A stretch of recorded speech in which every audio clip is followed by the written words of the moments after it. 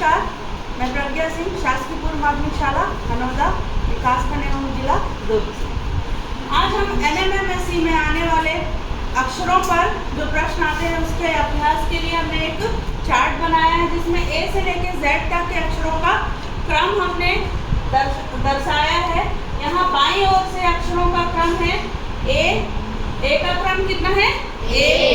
A B C D E F G H Z तक के। इसका क्रम ऊपर में लिखा हुआ है, देखिए 1 2 3 4 पूरा 26 तक 26 अक्षर होते हैं। अब बाईं ओर से तो हमारा ये क्रम है, दाईं ओर से आप देखिए फिर Z बन जाएगा, एक स्थान हो जाएगा उसका 1 से लेके 26 तक। यहाँ पर हमारा A जो है वो 26वें स्थान पर आ जाएगा। तो हमारे पास जब प्रश्न आते हैं उसमें इस तरह से प्रश्न आते हैं कि बाईं ओर से यदि क्रम ज्ञात है तो दाईं ओर से क्रम क्या होगा।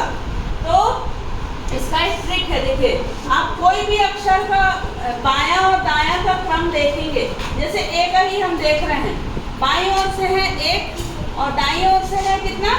26। 1 और 26 को जोड़ेंगे तो 27 आ रहा है। और किसी अक्षर का देख लेते हैं, चलिए हम K का देख रहे हैं, बाईं ओर से 11 और दाईं ओर से 16, तो 11 और 16 27। तो हर अक्षर का आप इसी तरह से देखेंगे, बाईं ओर से क्रम और दाईं ओर से क्रम दोनों का योग कितना आ रहा है?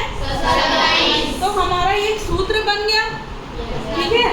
तो जैसे अगर बाईं ओर से अंग्रेजी वर्णमाला के अक्षर का क्रम ज्ञात है तो दाईं ओर से क्रम ज्ञात करने का सूत्र कैसा होगा? अक्षर का दाएं से क्रम बराबर 27 के बाएं से अक्षर का क्रम, ठीक है। तो यहाँ पर हमने एक उदाहरण ले लिया है O का देखिए, बाईं ओर से क्रम कितना है? 15। तो दाएं से क्रम निकालने के लिए हमें इसको गिनना भी नहीं पड़ेगा, हम सीधा इसका क्रम निकाल सकते हैं। कैसे निकालेंगे? 27 ऋण 15 कितना आया? 12। तो इस तरह से कोई भी अक्षर का यदि क्रम पूछा जाता है तो हम इस सूत्र में रखकर निकाल सकते हैं। कम समय में ये हल करने का बहुत सटीक तरीका है। उसी तरह से A से लेके Z तक क्लॉकवाइज मूवमेंट इसमें दिखाया गया है। क्लॉकवाइज मतलब घड़ी की सुइयां जिस दिशा में घूमती हैं वो क्लॉकवाइज मूवमेंट कहलाता है। तो यहाँ पर देखिए A से लेके तीर का निशान दिख रहा है, इस तरह से ये घूम रहा है सीधा, ठीक है। अब अल्फाबेट में हमने देखा, यहाँ पर फिर से हमने अक्षरों का क्रम बताया है। A से ये इधर जा रहा है 1 2 3 4 A B C D E F G H पूरा Z तक के अक्षरों का क्रम सीधा।